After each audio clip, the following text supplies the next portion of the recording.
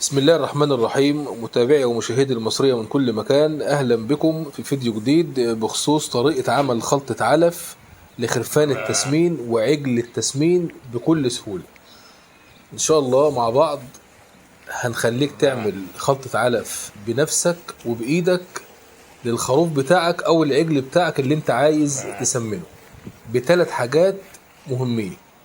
أول حاجة، الخروف أو العجل بيحتاج ل2.5% مادة جافة، دي أول حاجة. تاني حاجة، البروتين والطاقة. لازم تبقى عارف إن أي حيوان أو أي بهيم أنت بتسمنه أو بتربيه بيحتاج نسبة بروتين ونسبة طاقة. العمر الصغير بيحتاج بروتين أعلى، والعمر الكبير بيحتاج طاقة عالية. تالت حاجة، الألياف. لازم تهتم بالألياف.